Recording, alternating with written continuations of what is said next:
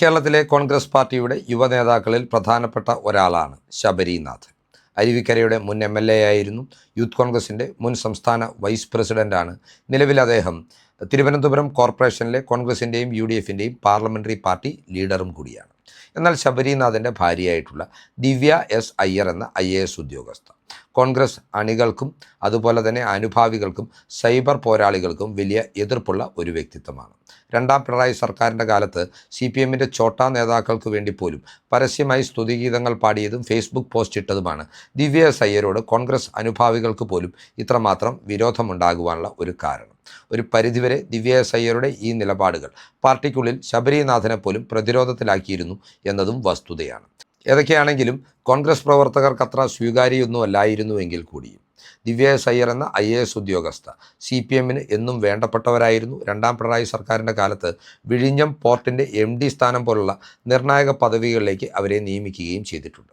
പലപ്പോഴും കോൺഗ്രസ് അണികളുടെ ഭാഗത്തുനിന്ന് ദിവ്യയ്ക്കെതിരെ വ്യാപകമായ രൂക്ഷമായ സൈബർ വിമർശനങ്ങൾ ഉയർന്നു വരുമ്പോൾ അതിനെ പ്രതിരോധിക്കുവാനും അവരെ ന്യായീകരിക്കുവാനും നിന്നിട്ടുള്ളതും CPMൻ്റെ സൈബർ പ്രൊഫൈലുകളാണ്.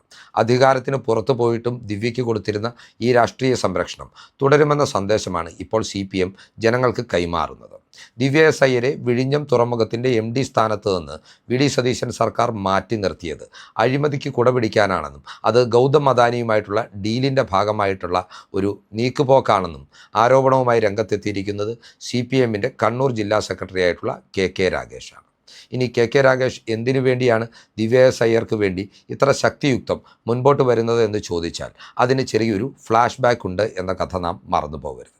മുൻപ് പിണറായി വിജയൻ രണ്ടാം വട്ടവും മുഖ്യമന്ത്രിയായപ്പോൾ അദ്ദേഹത്തിൻ്റെ ഓഫീസിലെ സുപ്രധാന തസ്തികയാണ് KK രാഗേഷിന് പാർട്ടി നൽകിയത്.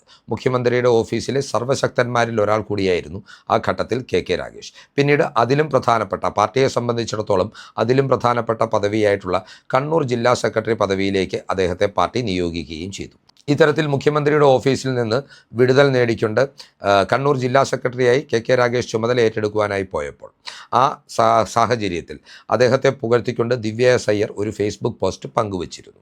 അതായത് CPMൻ്റെ ഒരു ചോട്ടാ നേതാവിന് വേണ്ടി എല്ലാ പ്രോട്ടോകോൾ മര്യാദകളും ലംഘിച്ചാണ് ദിവ്യ S. അയ്യർ അന്ന് ആ പുകഴ്ത്തുപാട്ട് നടത്തിയത്. KK രാഗേഷിൻ്റെ കർണനോടും KK രാഗേഷിൻ്റെ ശൈലിയെ, മുഖ്യമന്ത്രിയെയും സർക്കാരിനെയും പ്രതിരോധിക്കുന്ന ശൈലിയെ, പാർട്ടിയെ പ്രതിരോധിക്കുന്ന ശൈലിയെ കർണൻ്റെ കവചകുണ്ടലങ്ങളോടും ഉപമിച്ചുകൊണ്ടാണ് ദിവ്യ S. അയ്യർ അന്നൊരു പൈങ്കിളി പോസ്റ്റ് പങ്കുവച്ചത്. ഇത്തരത്തിൽ തനിക്ക് വേണ്ടി പരസ്യമായി സമൂഹ മാധ്യമങ്ങളിലൂടെ പുകഴ്ത്തുപാട്ട് പാടിയ ഒരു IAS ഉദ്യോഗസ്ഥയെ പ്രതിരോധിക്കുവാനായി, അവരെ ഒരു വിക്ടിമായി അവതരിപ്പിക്കുവാനായി KK രാഗേഷ് രംഗത്തെത്തുന്നത് സ്വാഭാവികമാണ്. എന്നാൽ ഇവിടെ KK രാഗേഷിന് മനസ്സിലാകാതെ പോകുന്ന, CPMന് മനസ്സിലാകാതെ പോകുന്ന ഒരു കാര്യമുണ്ട്. KK രാഗേഷിൻ്റെ ഈ ആരോപണത്തെ പുച്ഛത്തോടു കൂടിയാണ് ജനങ്ങൾ നോക്കിക്കാണുന്നത്.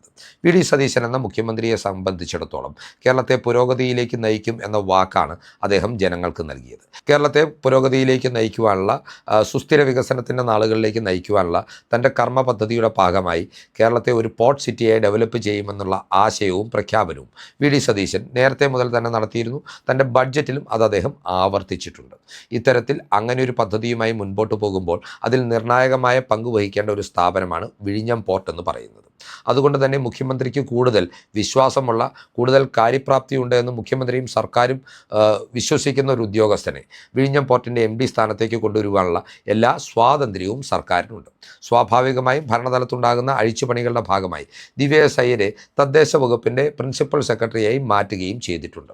ഇത് കുടുംബത്തോടൊപ്പം തിരുവനന്തപുരത്ത് തന്നെ തുടരുവാനുള്ള സാഹചര്യം അവർക്കൊരുക്കി കൊടുക്കുന്ന ഒരു നിയമനം കൂടിയാണ്. എന്നാൽ ഇതിൽ വൃത്തികെട്ട രാഷ്ട്രീയം കലർത്തി ദിവ്യ S. അയ്യരെ VD സതീശൻ ഒരു അഴിമതി നീക്കത്തിൻ്റെ ഭാഗമായി പദവിയിൽ നിന്ന് നീക്കാൻ ശ്രമിക്കുന്നു എന്ന ഒരു നിലയിലേക്ക് ആരോപണം ഉയർത്തിവിടുവാൻ KK രാഗേഷിനെ പോലെ നെറിയില്ലാത്ത ഒരു രാഷ്ട്രീയക്കാരന് മാത്രമേ സാധിക്കുകയുള്ളൂ. അങ്ങനെ വെറുതെ ഒരു ആരോപണമായി ഒറ്റവരിയിൽ പറഞ്ഞു പോകുകയല്ല KK രാഗേഷ് ഇവിടെ ചെയ്തിട്ടുള്ളത്.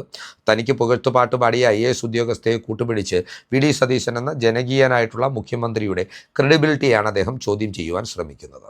മുൻപ് അദാനി ദിവ്യ S. അയ്യരെ ഈ തസ്തികയിൽ നിന്ന് നീക്കാൻ സർക്കാരിന് മേൽ സമ്മർദ്ദം ചെലുത്തിയിട്ടുണ്ട് എന്ന ആരോപണം പോലും KK രാഗേഷ് ഉയർത്തുന്നുണ്ട്.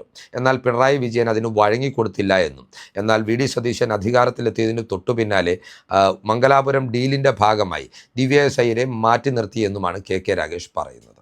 എന്നാൽ കെ രാഗേഷിൻ്റെ ഈ ഒരു നടപടിയോട് കോൺഗ്രസിൻ്റെ പ്രധാനപ്പെട്ട നേതാക്കളാരും മന്ത്രിമാരാരും ഔപചാരികമായി പ്രതികരിച്ചിട്ടില്ല.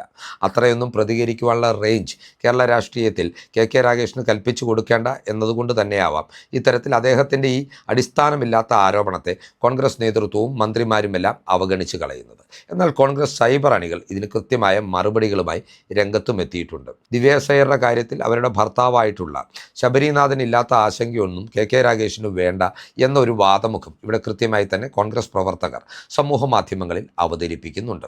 ദിവ്യ സയ്യറെ പോലൊരു IAS ഉദ്യോഗസ്ഥ കഴിഞ്ഞ കാലങ്ങളിൽ അവർ നടത്തിയ ഗുരുതരമായ ചട്ടലംഘനങ്ങളുടെ പേരിൽ യഥാർത്ഥത്തിൽ അന്വേഷണം നേരിടേണ്ട ഉദ്യോഗസ്ഥയാണ്, അതിന് ബാധ്യതപ്പെട്ട ഒരു ഉദ്യോഗസ്ഥയാണ്. എന്നാൽ കാർത്തികേയൻ എന്ന വി സതീശൻ്റെ രാഷ്ട്രീയ ഗുരുവിൻ്റെ മരുമകളായതിനാൽ മാത്രമായിരിക്കാം ഒരുപക്ഷെ സർക്കാർ ഇത്തരത്തിൽ ഒരു പ്രതികാര നടപടി അവരോട് സ്വീകരിക്കാത്തത്. ദിവ്യ സയ്യറുടെ കാര്യം പറഞ്ഞാൽ കെ രാഗേഷിനെ പുകഴ്ത്തി മുൻ മന്ത്രിയും ഇപ്പോൾ MP യുമായിട്ടുള്ള രാധാകൃഷ്ണനെ പുകഴ്ത്തി പ്രോട്ടോകോൾ മര്യാദകളൊന്നും പാലിക്കാതെ ഇത്തരം ഇടപെടലുകൾ നടത്തി എന്നെല്ലാമുള്ള ഗൗരവതരമായിട്ടുള്ള ആരോപണങ്ങൾ പലതും ഈ സർക്കാരിന് മുമ്പിലുണ്ട്. അതുപോലെ തന്നെ ഭൂമിദാനവുമായി ബന്ധപ്പെട്ട് അവർക്കെതിരെ നേരത്തെ തന്നെ ഒരു അഴിമതി ആരോപണവും ഉയർന്നു വന്നിരുന്നു. എന്നാൽ ഒരു IAS ഉദ്യോഗസ്ഥയുടെ ക്രെഡിബിലിറ്റിയെ സംശയിക്കാതെ പ്രതികാര നടപടിയൊന്നും എടുക്കാതെ അവർക്ക് കൃത്യമായ ഒരു നിയമനം നൽകി, അതും പ്രധാനപ്പെട്ട തദ്ദേശ സ്വയംഭരണ വകുപ്പിൻ്റെ പ്രിൻസിപ്പൽ സെക്രട്ടറി എന്ന നിലയിൽ കൃത്യമായൊരു നിയമനം നൽകി മുൻപോട്ട് പോകുന്ന സർക്കാരിനെ അവരെ ഉപയോഗിച്ച് പ്രതിച്ഛായ നശിപ്പിക്കുവാൻ ശ്രമിച്ചാൽ ആത്യന്തികമായി CPMന് മാത്രമല്ല അത് ദോഷം ചെയ്യുന്നത് ദിവ്യ സയ്യർ എന്ന IAS ഉദ്യോഗസ്ഥയ്ക്ക് കൂടിയാണ് എന്ന വസ്തുതയും ഇവിടെ നമ്മൾ മനസ്സിലാക്കിയെടുക്കേണ്ടതുണ്ട്. കാരണം കെ രാഗേഷ് എന്ന് പറയുന്ന ജനങ്ങൾക്ക് തീരെ താല്പര്യമില്ലാത്ത ഒരു രാഷ്ട്രീയ നേതാവിൻ്റെ സംരക്ഷണ വലയമെന്ന് പറയുന്നത് ഒരിക്കലും സർവീസിൽ മുമ്പോട്ട് പോകുവാൻ ആഗ്രഹിക്കുന്ന ഒരു IAS ഉദ്യോഗസ്ഥയ്ക്ക് അഭികാമ്യമല്ല. അതവർക്ക് വലിയ ഭാരമായി തീരുമെന്ന കാര്യത്തിലും തർക്കമില്ല. ഇതുമായി ബന്ധപ്പെട്ട് മറ്റൊരു കാര്യം നാം മനസ്സിലാക്കിയെടുക്കാനുള്ളത് CPM പതിവ് ശൈലിയിൽ തന്നെ മുൻപോട്ട് പോകുവാനാണ് ആഗ്രഹിക്കുന്നത്. അതായത് അവരുടെ പിന്തിരിപ്പൻ ശൈലിയിൽ കേരളത്തിൽ വളരെ പോസിറ്റീവായിട്ടുണ്ടാകുന്ന മാറ്റങ്ങളെ അംഗീകരിക്കുവാൻ അവർ തയ്യാറാകുന്നില്ല എന്ന് മാത്രമല്ല, ആ മാറ്റങ്ങളെ പ്രതിരോധിച്ചുകൊണ്ട് കേരളത്തെ വീണ്ടും പിന്നിലോട്ട് നയിക്കുവാനാണ് CPM ശ്രമിക്കുന്നത്. അധികാരത്തിലിരുന്നാലും പ്രതിപക്ഷത്തിരുന്നാലും CPM എന്ന രാഷ്ട്രീയ പ്രസ്ഥാനവും അതിൻ്റെ നേതാക്കളും കേരളം എന്ന സമൂഹത്തിന്, ജനതയ്ക്ക്, സംസ്ഥാനത്തിന് ഒരു ഭാരമായി മാറുകയാണ് എന്ന് വേണമെങ്കിലും നമുക്ക് വിലയിരുത്തുവാൻ കഴിയും.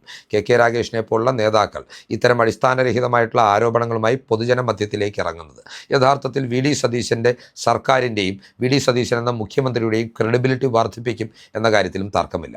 പിണറായി വിജയൻ പ്രതിപക്ഷ നേതൃസ്ഥാനത്ത് ഇരുന്നു കൊണ്ട് സഭയ്ക്കുള്ളിലോ പുറത്തോ വി സതീശനെതിരെ എന്ത് ആരോപണം ഉയർത്തിയാലും അത് വി സതീശൻ്റെ പ്രതിച്ഛായയ്ക്ക് വലിയ ബൂമാണ് നൽകുന്നത്. അതുപോലെ തന്നെ പിണറായിയുടെ അതേ പാതയിൽ ഈ കെ രാഗേഷിനെ പോലുള്ള കണ്ണൂർ രാഷ്ട്രീയത്തിലെ ചില പാരാസൈറ്റുകൾ അല്ലെങ്കിൽ ഇത്തിൽ കണ്ണികളും ഈ പാതയിൽ മുമ്പോട്ട് പോകുമ്പോൾ ആത്യന്തികമായി മുഖ്യമന്ത്രിയുടെ പ്രതിച്ഛായയ്ക്ക് വലിയ രീതിയിൽ തിളക്കം വർദ്ധിക്കുകയാണ്. വി സതീശൻ്റെ ജനമനസ്സുകളിലുള്ള സ്ഥാനം ഒരിക്കൽ കൂടി ആഴ്ന്നിറങ്ങുകയാണ്. ഏതൊക്കെയാണെങ്കിലും ദിവ്യ സയ്യരും കെ രാഗേഷുമായി ബന്ധപ്പെട്ടിട്ടുള്ള ഈ വിശദാംശങ്ങൾ പ്രേക്ഷകർക്കായി പങ്കുവെച്ചുകൊണ്ട് ഈ വീഡിയോ ഇവിടെ അവസാനിപ്പിക്കുകയാണ്. കൂടുതൽ രാഷ്ട്രീയ വാർത്തകൾക്കും വിശകലനങ്ങൾക്കുമായി ഞങ്ങളുടെ ചാനൽ സബ്സ്ക്രൈബ് ചെയ്യുക. നന്ദി.